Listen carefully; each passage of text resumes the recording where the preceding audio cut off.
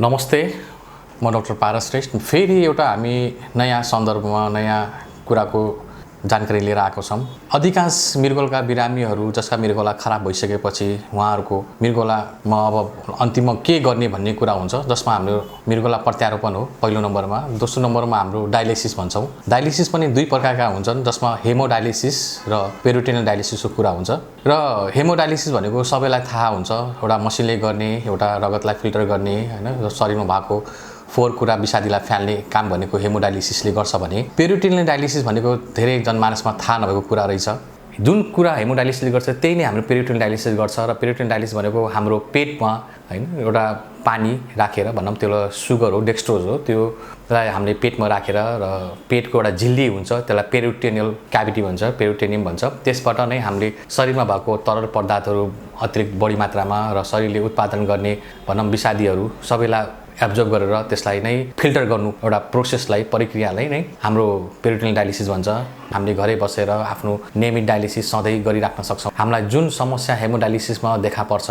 भनेपछि त्यो हाम्रो पेरिटोनियल डायलिसिसमा एकदम कम देखा पर्छ, किनभने हामीले पेरिटोनियल डायलिसिस भनेको हामीले सधैँ गर्नुपर्छ, घरमै बसेर गर्नुपर्छ। नेपाल सरकारले के गरेको छ भने अहिले हामीहरूले बिरामीहरूलाई चाहिने जति मात्रामा भनौँ औषधिहरू हुन्छ, जुन त्यो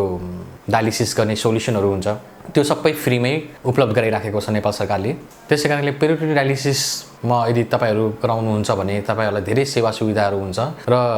यसबाट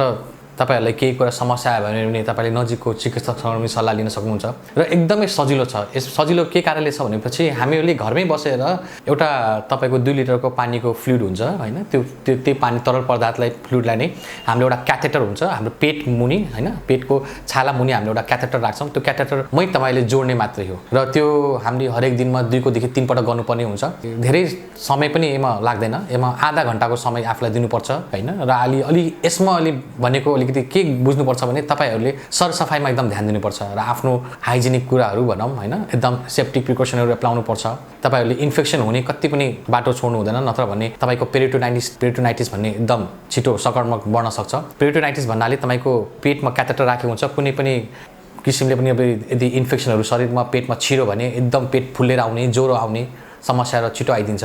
त्यसले गर्दाखेरि ठूलै कम्प्लिकेसन हुन सक्छ हैन। त्यसकारणले पेरिटोनियल डायलिसिस गराउने बिरामीहरूले एकदमै अपनाउनु पर्ने भनौं न एउटा प्रिकसन भनौं, त्यो भनेको एउटा तपाईको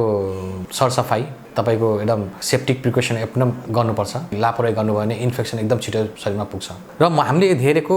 हेमोडायलिसिस र पेरिटोनियल डायलिसिसको बिरामीमा दुईटा फरक छ। हेमोडायलिसिसको बिरामीहरूलाई खानापानमा अलिकति रेस्ट्रिक्सन छ भने, अलिकति यो नखानु त्यो नखानु हैन, यो नगर्नु त्यो नगर्नु भन्ने धेरै अलिकति रेस्ट्रिक्सन छ भनेपछि तपाईको पेरिटोनियल डायलिसिसमा त्यस्तो छैन। पेरिटोनियल डायलिसिस तपाईलाई प्रोटिनको मात्रा असाध्यै चाहिन्छ र तपाईहरुलाई हामीले माछा मासु खान भन्न मिल्छ, प्रोटिनहरु धेरै लिन भन्न मिल्छ। र जुन हामीले एउटा हेमोडायलिसिसको बिरामीहरुमा एकदम भनौं न उहाँको अब शरीरहरु एकदम दुब्लो पातलो हैन, छाला कालो भएर आउनु हैन, अलि बिरामी एकदम कमजोर जस्तो देखुनु, त्यो सबै हाम्रो यो पेरिटोनियल डायलिसिसका बिरामी त्यति देखा पर्दैन। मैले पनि पेरिटोनियल डायलिसिसको बिरामी हेर्दाखेरि मलाई पनि अचम्म लाग्यो हामीले उपचारको क्रममा कि उहाँहरु बिरामी जस्तै देखिनुहुन्न। पेरिटोनियल डायलिसिसको बिरामीहरु मजाले आफ्नो खानासाना खाने हैन, आफ्नो दैनिक कार्यक्रम काम काजमा जाने हैन, कोही स्कुल जाने विद्यार्थी छन् भने उहाँहरु मजाले घरमा बिहानै डायलिसिस गरेर अनि मजाले घरमै डायलिसिस गरेर स्कुल गइराखेको हुनुहुन्छ। कोही अब कर्मचारीहरु हुनुहुन्छ भने उहाँहरु पनि आफ्नो रुटिन मिलाएर आफ्नो घरमै मजाले डायलिसिस गर्ने, त्यसपछि उहाँहरु पनि आफ्नो अफिसहरु आफ्नो कार्यस्थलमा जान मजाले मिल्यो भन्नाले एकदम झन्झटिलो छैन, एकदम सहज छ र एकदम सजिलो छ। अब यसमा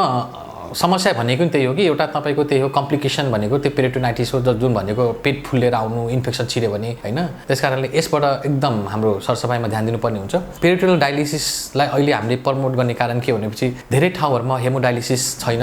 र हेमोडायलिसिसको अब तपाईलाई मसिनको जरुरत पर्दैन। तपाईहरु हप्ताको 2 पटक या 3 पटक हस्पिटल जुन डायलिसिस हेमोडायलिसिस गराउन जानुहुन्छ त्यो तपाईलाई परेन। र हेमोडायलिसिस गर्दाखेरि हाम्रो कहिलेकहिले भास्कुलर एक्सेसहरु हुन्छ, जस्तो कि अब फिस्टुलाहरु हातमा बनाएको हुन्छ हैन, कहिलेकहिले तपाईको पर्म क्याथ भन्ने हुन्छ, छातीमा राखेको हुन्छ हैन जुगुलरहरू इन्ट्राजुगुलर क्याथेटरहरू घाँटीमा राख्नु पर्ने हुन्छ जुन एउटा हेमोडायलिसिस गर्दाखेरि हामीलाई एउटा चाहिने एक्सेस हो जुन भास्कुलर एक्सेस भन्छौँ त्यो हामीलाई यसमा पेरिटोनियल डायलिसिसमा चाहिँदैन र कुनै कतै बेला हाम्रो जस्तो भास्कुलर एक्सेसहरू फेल भयो भन्नाले अब फिस्टुला बिग्रियो के गर्ने हैन अब छातीमा राखेको पम्प क्याच छ त्यसले काम गरेन केही समस्या आयो भने के गर्ने भन्ने हुन्छ त्यसको लागि हाम्रो अन्तिममा फेरि पेरिटोनियल डायलिसिस एकदम मद्दत गर्छ किनकि पेरिटोनियल डायलिसिस भनेको एउटा मैले पहिला पनि भने क्याथेटर राख्नु मात्रै यसको एउटा सानो भनौँ न शल्यक्रिया हो त्यो शल्यक्रियाबाट हामीले त्यो क्याथेटर राखिसकेपछि मजाले घरमा बसेर डायलिसिस गर्न मिल्छ यसलाई हामीले डायलिसिस गर्दाखेरि दिनभरिमा अब 2 देखि 3 पटक यसको डायलिसिस भनौँ यसको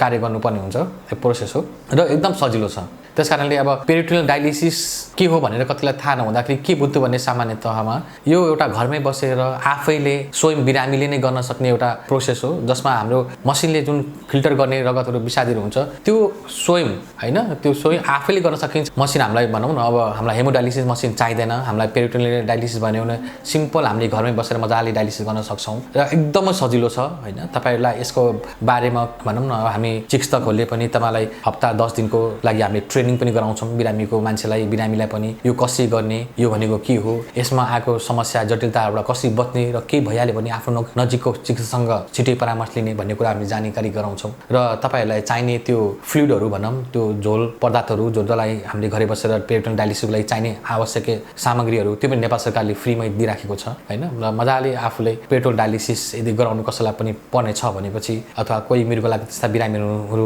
हुनुहुन्छ भनेपछि तपाईहरुले बेलामा हामीसँग सम्पर्क गरेर पेरिटोनियल डायलिसिसको बारेमा अझै बुझ्न सक्नुहुन्छ र हामीले अझै तपाईलाई विस्तृत तरिकाले धेरै बुझाउने प्रयास गर्नेछौँ हैन र भन्दै मृगका बिरामीहरूले आउने आफ्नो भोलिको दिनमा समस्याहरूलाई बेलामै नै हैन यसलाई बेलामै नै हामीले यसलाई सहज रूपमा यसलाई बचाउने कसरी भनेर यता बाटोमा लाग्नु पर्यो पेरिटोनियल डायलिसिसको बारेमा कतै पनि केही पनि अब तपाईहरुलाई केही पनि सोध्नु छ या केही यसको बारेमा जानकारी लिनु छ भने प्लिज तपाईले मलाई सम्झिन सक्नुहुन्छ र यसलाई म अझै पनि तपाईलाई बुझ्ने तरिकाले फेरि पनि बुझाउने प्रयास गर्नेछु भन्दै आफ्नो 2 शब्द टोकाउँछु धन्यवाद नमस्कार